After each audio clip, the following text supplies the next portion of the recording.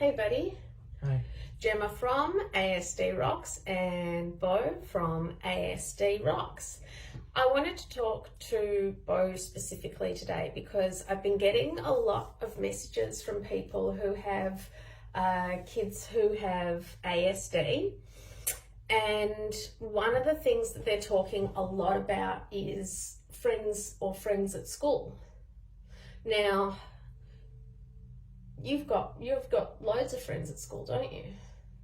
I mean, yeah. Yeah? Mm-hmm. Like, everyone's your friend, right? Well, I mean, people are friendly to me. Yeah. But you don't have friends in the same way that Finn does. Mm. So what's the difference? I probably wouldn't, well,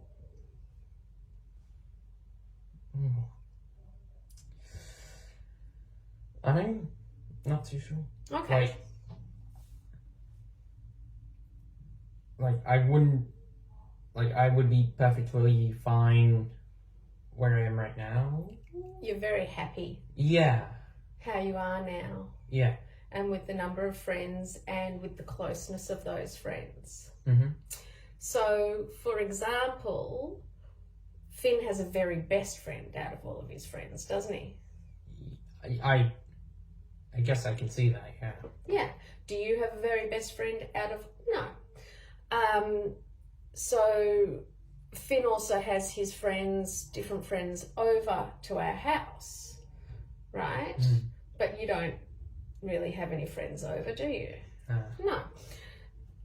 And I think this is an extremely, extremely important subject because a lot of parents think that if you're not bringing home friends, that you don't have any friends or you're not happy. Well, I mean, the best thing to do is ask if they have any friends, and just listen to them. If they've got friends, they have friends, and if they don't, well, I mean, you probably know what to do from there. Okay. What I'm trying to show is the difference between what some parents see as being friends. Finn has friends that he brings home, friends that he talks to outside of school. Yeah, my main point is just because they're not bringing over friends doesn't mean they don't have any. And it doesn't mean that they're not happy. If I forced you to bring someone home from school for a friendship, how would that make you feel? It would probably make me feel uncomfortable. A lot of parents think that who do you hang out with at lunch? Probably Anthony when I am. Yeah, when you are hanging out with someone. Yeah. And how often does that happen? Not as much as it used to. Wouldn't even be once a week, would it?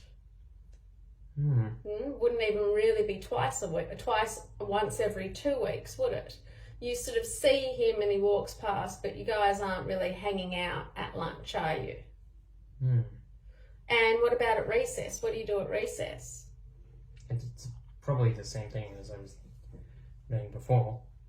But are you happy? Yeah. Yeah? So if parents are worried that their kids don't have any friends at school, then they should probably ask if they do.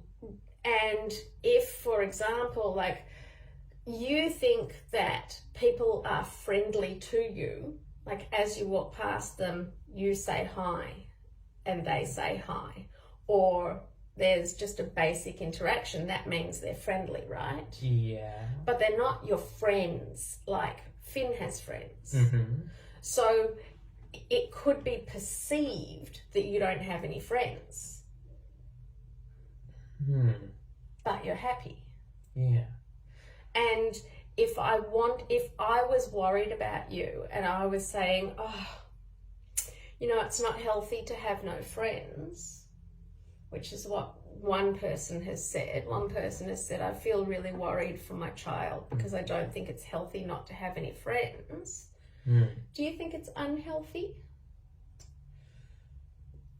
Well, it would probably depend on how the child's feeling. 100%. I agree with that 100%. I think that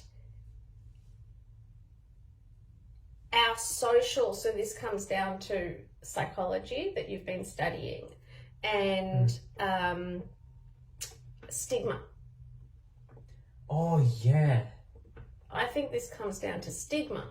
How many friends a person has in our society and in our movies. If you just have the perception like, oh, if you don't have many friends, you must be a very lonely person. It's sort of something like that. But me, for example, like, I don't have lots of friends, but I'm still happy nonetheless.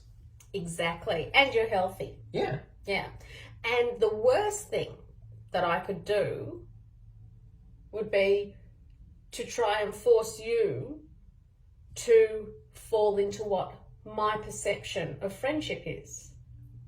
So I think you don't have any friends because you don't speak to anybody at school, you don't play with anybody at school, you don't call anybody after school, you don't have anybody come over. Therefore, I think that you're unhappy. I think that you're unhealthy. That is my stigma because our movies and our social environment says the more friends you have, the happier you are, whether you're popular or not popular, all Yeah, but I feel like people are misinterpreting the image. Like, you can be mildly happy while not having friends. It's just saying the more friends you have, the more happy you'll be. Like, that doesn't mean you'll be unhappy if you don't have any friends. 100%. Or maybe for people on the spectrum, they are happier with less friends. Because what happens when you get into big crowds?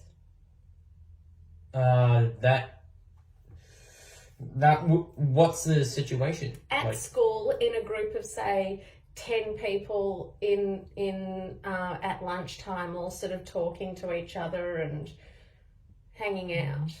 How would you feel if, for example, I was worried? So I went to the school and I said, I'm worried about Beau.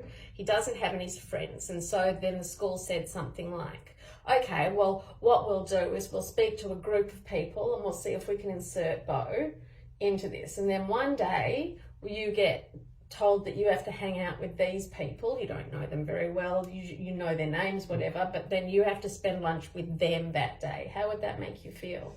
That made me feel very uncomfortable and probably wouldn't make me feel very free. Yeah, sure. So then also, so you'd be feeling uncomfortable.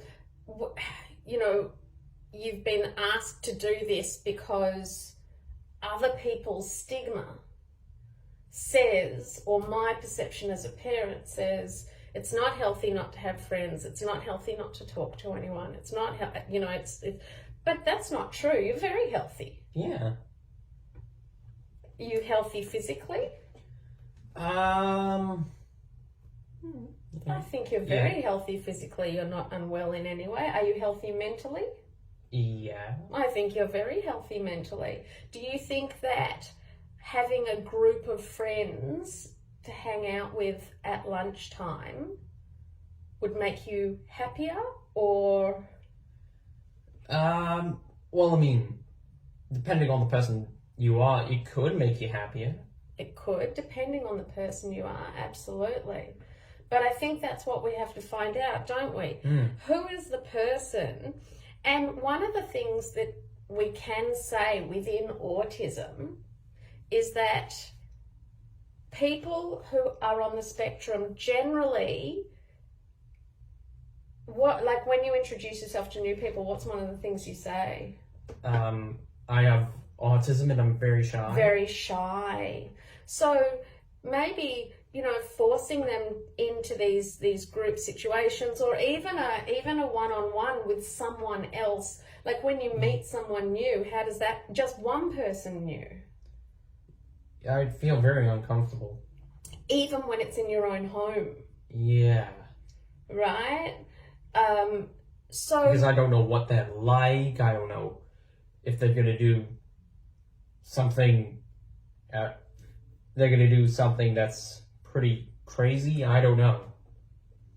do you know how to carry on a conversation with them? Like how to start and create and carry on a conversation? No, not really. No. And is it stressful to try and have to think about how, like if I said, right, this person is coming over and you guys are going to be friends, and then I dropped you downstairs together and left and said, go be friends, how would that be? Well, I'd be struggling a bit because I don't have any plans. So, for example, for Finn's birthday, he liked to have a sleepover, and Finn has some friends at school that you go to school with, right? And they're quite friendly with you, aren't they? Not technically your friends. Yeah. I know it's your reaction. You always do that. It's a little bit like hiccups for you. So your Finn's friends are very friendly with you. Yeah. And in a lot of ways, although you don't contact them personally, and although you don't ask them to come over, when they do come, you're very comfortable. Yeah, I guess it's because when my brother does it, I know I can trust them. Because Finn will make sure I'm safe. He does. But quite often now we find a lot of Finn's friends wanting to be your friend too. Like they want you to play, don't they? Oh, yeah. And sometimes when you're comfortable and when you feel comfortable, I find the three of you, or four, if like there's the two of you in here and a couple online and you're all laughing and playing together, aren't you? And so technically I'd say, yes, you have friends. No, they're not your friends, but they're people that you're comfortable to let into your environment and be completely 100% yourself. And you don't need a plan because you sort of know them and you feel safe. Yeah. Yeah. And so for you, is that what it is about sort of new... If you had to choose at school, if someone said to you, you need to approach a group of 2 people or a group of 10 people, which one Probably 2. Yeah. Because I would be more comfortable, but probably not as comfortable as I was before. But I would be feeling more comfortable if I was in a group of 10 people. What about groups in class? I know that you have to do classwork. Well, I get used to it. Yeah, that doesn't... I get used to the people there. Yeah. I've spoken to your teacher. She says, or they say that in group work, you're very, very good. But you're also... Why do you think it's easier in class, in small groups in class? Because you get to know them, I presume. Also because what are you doing when you're splitting off into small groups? What are you meant to be doing? You're meant to be socializing? Are you, or are you meant to be doing the work? Oh yeah, you're probably meant to be doing the work. I think that's the major difference, is that you're not meant to be socializing. Yeah. You're meant to be doing the work. Therefore, there is a plan, isn't there? Yeah. And you can contribute your information. You can contribute your information and your knowledge without having, in these small groups, on a subject. But being outside in the playground, there is no subject, is there? Outside of the classroom, in a group of friends, there's no one, it's not a small group in the class that you're talking about a particular subject working. No, it's not. So there's no plan. Yeah. I'm trying to relate it back to your saying there was a plan. That not having a plan makes you uncomfortable. So tell me, number But it's one. not just not having a plan that kind of stresses me out, like that I struggle with. I don't want to say stressed, I just want to say struggle with. You can say whatever makes you comfortable. Some people need to know that it stresses you out. It's important. There are different environments that stress, but please continue. Yeah, it's not just the not knowing what to do that I struggle with. It's the type of person they're going to, the type of person they are, and I just don't know. I almost know nothing about them. Like, I don't know how they live, what they do. Mm-hmm. What about, I think a part of being social is asking how they live and what they do. Would that make you feel comfortable, or would you feel uncomfortable asking someone how they live and what they do? I think I'd be uncomfortable because, like, I don't really know why. Like, I just doesn't feel comfortable. No. It's fine. So, we've got the school holidays now, and, Finn's going to meet up with his friends. Sometimes they're going to come here, and we're really comfortable with that. We have someone really special coming during these holidays. Do you remember who? Who is it? Jess? Yeah. And we know Jess, don't we? And Jess is your aide. We say your aide, but really she's just a friend who comes over and you get to hang out with. But is there anybody at all that you would like us to invite over during the school holidays? No. Not even Anthony? Well, I mean, I guess it's also trying to get, I guess it's also trying to get on the good side is what also stresses me out. Like, I just don't know how to stay on the good side. Like, you see me stay on the good side, but in my mind, I just don't know. I just think of a reality that I do something bad, like, and it just stresses me out. So part of not having people over is a fear of doing or saying the wrong thing that might make them angry with you? Well, not specifically angry.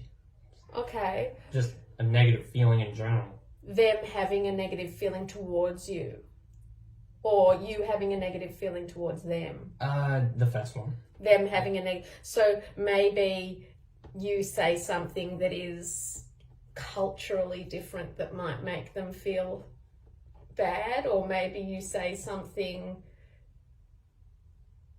that would upset them. Is that the sort? Yeah, the second one. Right. That would upset them, and that could be anything, couldn't it? Yeah, I don't know what it is. I don't know what their triggers are, and I just. That's okay. That's really interesting. And I just don't want to light the fuse for any of them. So because you don't know what anybody's triggers are, it's easier for you. Like, you don't know. So many people have different triggers that would, and whether it be religious, cultural, social, environmental, like, someone, you might make one of your jokes that you think is really funny that other people find offensive. Is that what you mean? Yeah, basically. You could invite, for example, Anthony over and then watch Jimmy Carr. And he might, and you just don't know how he's going to react. Well, I mean, I'd probably find out what jokes would make him offended. How do you find that out? I just probably ask, do you have any triggers or anything? Yeah, it's really interesting, actually. When I was a kid at school, we had this thing called the shits. someone would crack the shits with you. Yeah. Right? And trust me, girls do it so much more than boys, right? Girls, like, you could say something and like a week later you find out that one of your friends isn't talking to you because you've said something and you didn't even know you said it. That's actually a pretty normal thing, and that's how, and when I say normal, I mean we can't not offend everyone. I offend people all the time on here. There are people that don't agree with how I've raised you. But we do, don't we? Yeah. I see you now and who you are and who you've turned out to be as it couldn't be any better. It's enabled us to sit here and talk about something so conceptual. We're not talking about something, what is this called? We're talking about a concept of friendship that, 10 years ago, you probably couldn't have had this conversation. You certainly wouldn't have known what a stigma was.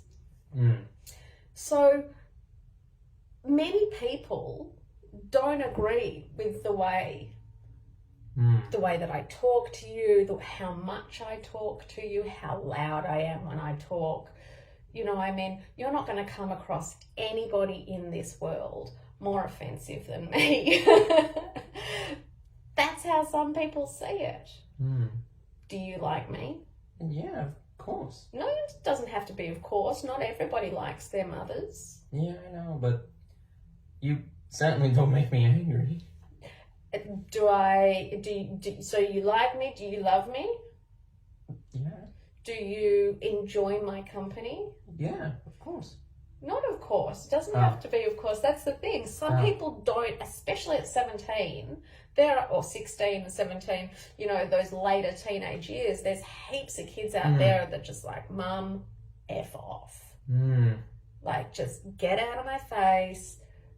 I don't want to talk to you. But are you like that? No, not at all. Not at all. We love our chats. A lot of people on who watch ASD Rocks who maybe are new people, sometimes they get on and they see a new one and they don't see how far we've come and where we've come and what we've done, and they're like, this chick's nuts. But they haven't seen the whole story. It's like when you only see the end of something and you don't know how they got there. But again, because I'm the one on here doing this, and because I'm the one trying to help people, and you are too, and you're amazing with helping people because you sit down here and you have these discussions. It's your words that help people more than mine. So your words of saying, no, I love having you around, Mum, and I love chatting with you, Mum, and I love the way you do things. Is there something I do that does trigger you? Nothing that comes to mind. I try very hard not to trigger you. I appreciate that. I know most of your triggers. I know, in fact, I probably know your triggers better than you know your triggers, because I have learned for 17 years, things that used to trigger you don't trigger you anymore. But that's because we've worked so hard on doing that. So there's a lot of safety between us, isn't there? Yeah. There's a lot of safety with Finn, isn't there? A lot of safety with Dad. Yep. As we start going outside of that initial pod, is there a lot of safety with, like, your grandparents? Any of your grandparents? Would you say, like, if I said you're going to go and spend the night with Grandma? Yeah, I believe I'd feel safe with them. What about Grandpa? Yeah. You'd feel safe? Yeah. Yeah? So you don't think that, you think they know you well enough to know what your triggers are and know what your foods are and know... When the time comes, I let them know. You'd have to tell them. But you feel confident enough with them that you could say it. Yeah. And they wouldn't force you. That's a beautiful thing. That's fantastic. I love hearing that. I think it's so important to have those people. So where does the line end, of safety? Do you know? When they just want me to do this thing that doesn't make me feel really safe, and they just want me to do it anyway. That's probably where the line would end. Yeah, okay. And what would you do in that case if you were with someone and they were pushing you to do something that you didn't want to do? I don't know, I'll be honest. Do you think that could happen at school with other kids? Yeah, that. So that's your fear. Bit of peer pressure, maybe. I think so, because I'm a very stage fright person.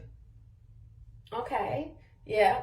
So if someone, said, okay, Beau, do this, would you be happy in a group of peers, like of kids at school? If there was a whole bunch of kids at school and they were all, let's say, they were doing something not crazy naughty, not illegal, but, a little bit naughty, and you didn't feel comfortable, what would you do?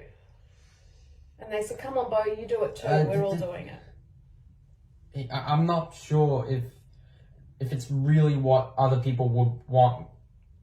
I'm not really sure if this is what other people would want me to do. Like, for example, someone walking by the street, they might see me as insane. If I ever did this, they might see me as insane. Did what? Whatever it was. Yeah, probably.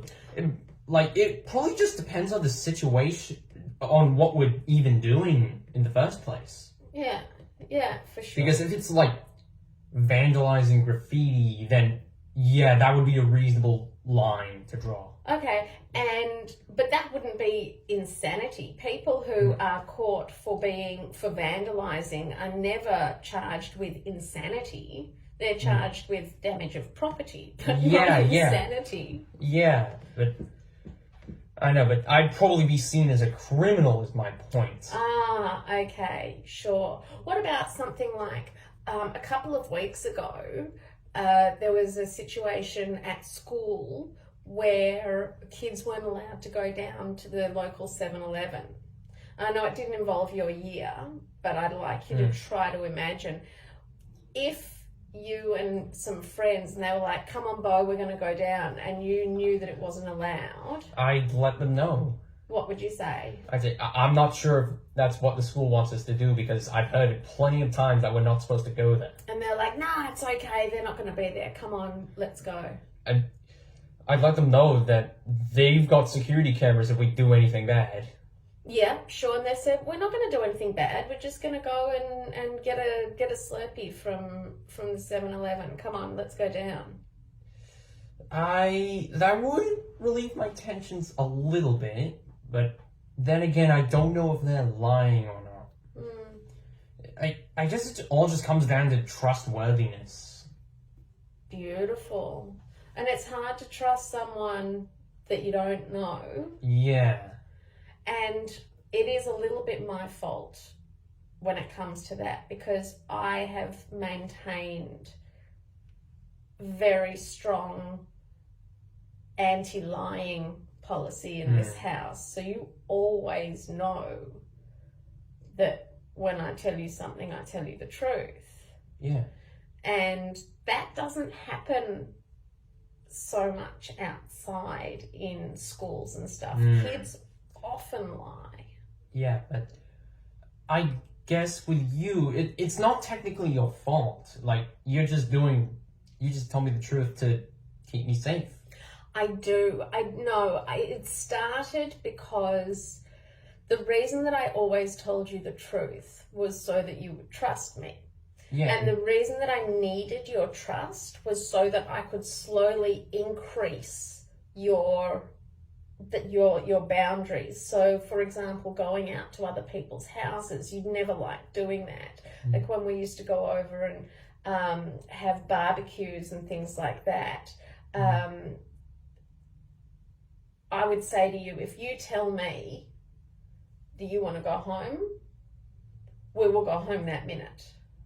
If I didn't keep my promise, the next time I asked you to come, would you come? I don't know. You would double guess me. And it's the same with food. And it's the same. So when I am honest with you and I say, if you try this and you don't like it, I'm not going to make you have any more. Or if I say, we're going to go to a restaurant, and if you don't like the food or if you don't like the environment, you can tell me and we will go. And so my role is very different. I've done it for different reasons. It was a little bit of a manipulation in a lot of ways. I needed you to trust me so that I could push you further and further. Okay. But kids in school, they lie. Finn has a lot of trouble with one of his friends who lies a lot. And he's recently sort of been like, I'm just going to block him. I can't handle it anymore. He's just lying all the time and he's just over it. But lying is there's all these different kinds of lies. Yeah. There's like silly lies, like you lie to be silly. Yeah, like to be intentionally silly. Like they're probably called harmless lies. Harmless. Oh my god.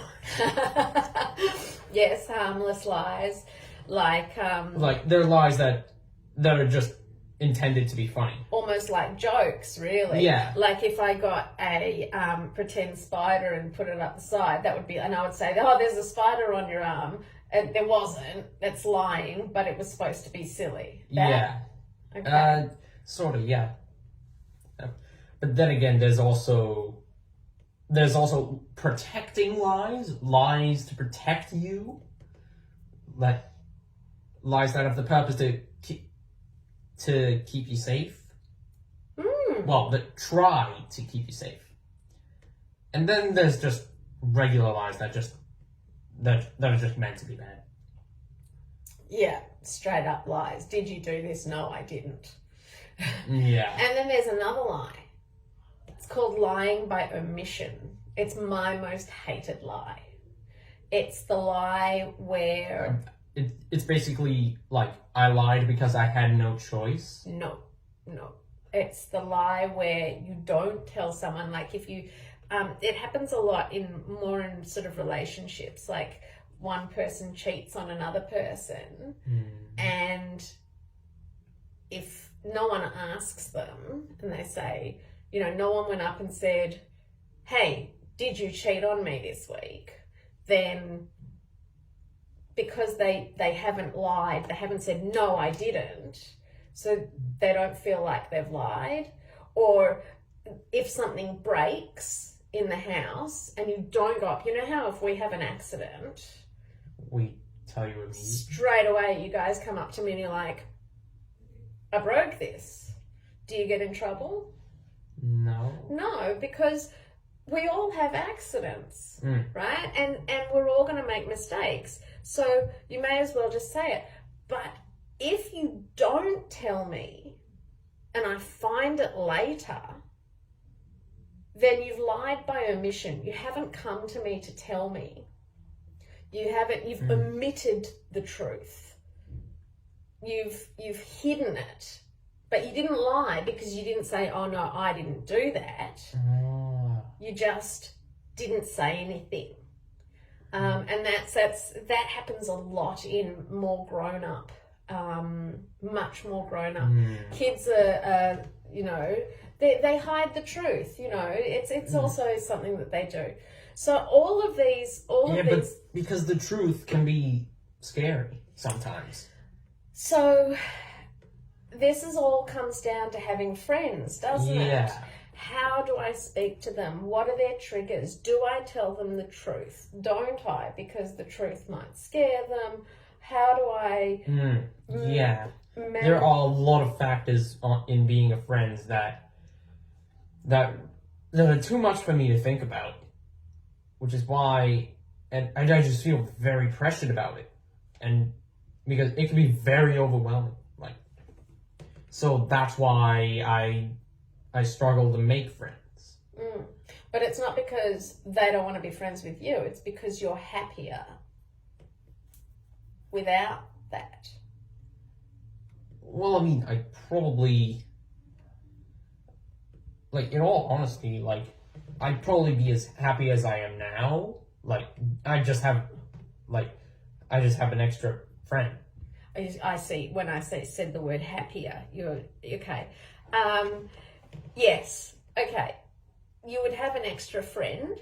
So let's say we took, I mean, I've been introducing people to you, like Jess. Yeah. And like Jenny. Mm-hmm. Now, Jenny, I listened to the two of you laughing. You are downstairs and you guys are so loud. It's great. It's great because you're not often really loud. And it's so great to hear you guys.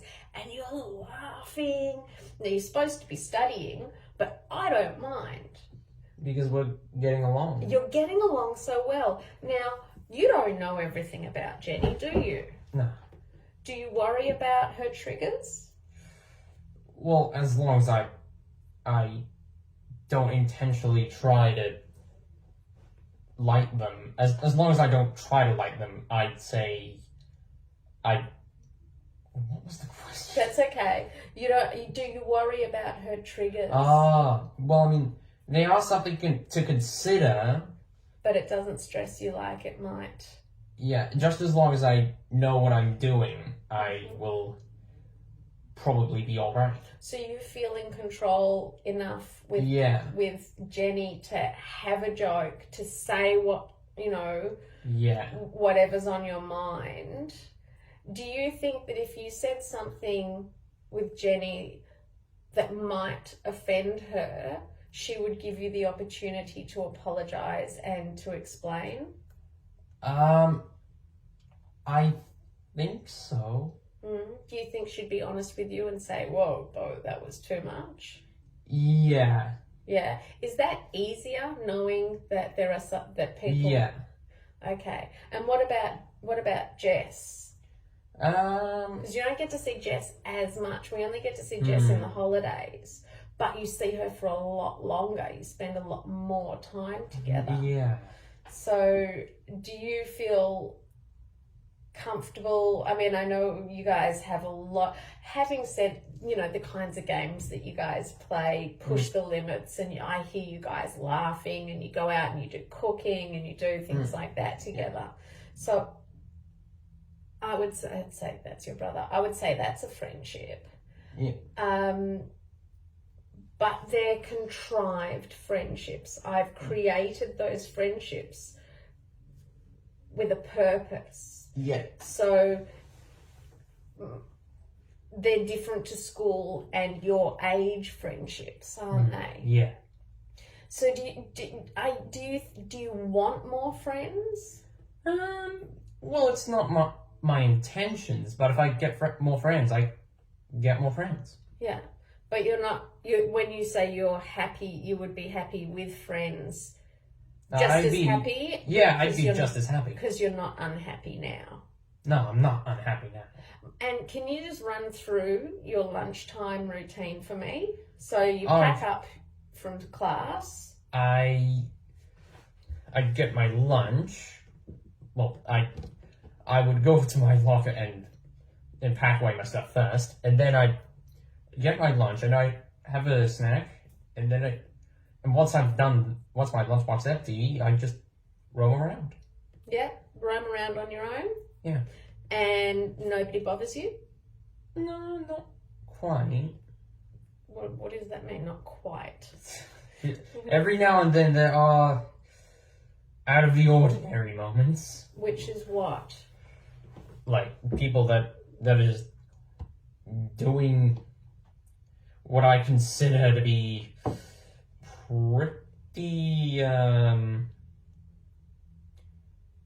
pretty crazy.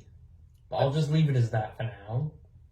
Do these other people have issues? No, when I see them, I just assume they know what they're doing, and the others are just having fun. But like the activities they're doing is this, like, for example, well, it'd probably be questionable, like nobody's being offended, but I know if a teacher saw it, they might get into trouble. Okay, all right. They're pushing the lines of Yeah, they're trying to. what's allowed at school. Yeah, okay. and I just usually when that happens, I just back out of there because I don't want to be involved. Yeah. Okay. I probably don't want to see what happens. And that would be your only interaction, really, if it would be you're pretty much in your own world and you do your own thing and you just wander around. But if someone does something around you that's not quite right, you move away and continue on your own. Yeah. Yeah. Okay. Awesome. That's awesome. I think this chat has been really great. I think that parents really need to change their idea of the stigma of having friends. Yeah, because if you don't have any friends, it doesn't mean you're not happy. You could still be mildly happy and not have any friends.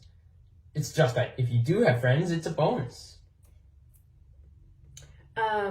Do you think that parents should be worried about their children who don't have friends? Well, I mean, if they don't have friends and they're worried, they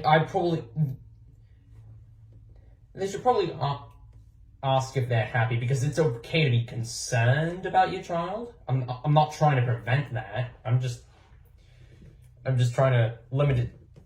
I'm just trying to prevent the if you don't have any friends, you're a very unhappy person type of thing. Putting everybody into the same category, which is wrong. It's like, it's okay to be concerned about your child. If your child doesn't have any friends, it's okay to check up on them.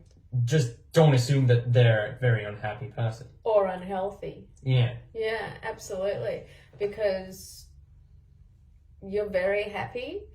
And if I tried to force a friendship onto you, like it's school holidays and I'm going to try and force a friendship and bring someone over and put them in your space, how would that make you feel? Very uncomfortable. Very uncomfortable, yeah. So it's really about us having these chats. Yeah. It's really about me finding out, I can't let you, as a good mum, I can't let you spend the next 2 weeks just on your phone running. I can't do that, right? So I can't do that. I can't let you just stim for 2 weeks solid. And yet I also can't force a friend on you. So my job as your mum is to find what is acceptable to break up that stimming. What we can do, where you can go. And so we have a holiday schedule. So every Tuesday and every Thursday, Jenny's going to come. She's going to come in the evenings, the same as usual. And you're going to do work because you've got holiday homework, don't you? Yeah. You've got holiday homework from psychology, and you've got stuff that you've got to deal with chemistry for next year. And then we're going to have Jess come over, and she's going to do, Finn is going to give you his brownie recipe. Do you remember that brownie that you fell in love with? Yeah. And you and Jess are going to make the brownies, which I think is an awesome idea. You guys are going to go down to the supermarket, you're going to get the ingredients, you're going to do all those things and then come back and do the cooking. So we're going to break up. You'll still have plenty of time to stim, because even when there's 10 minutes left alone, even if she leaves before the shower, it's what you do, right? It's like your happy place. And that's okay. you know what? It's okay. We just have to learn where we can do that and how much we can do that, because doing something 100% of the time is not healthy. But doing something that makes you happy none of the time isn't healthy either. All right. Well, I think we've been talking for ages about this. I think we should head off. 3/4 of banana. I know, but you were so interesting. It was so good to hear your side of things. So we'll leave that now. All right. And we have to get prepared for the occupational therapist, who, I apologise, was supposed to finish his job last time, but now we have someone new because we never got the report. So just is the way it is. But you can stay up here for the majority of time doing running and that sort of thing. All right. Okay. You rock, mate. Thanks.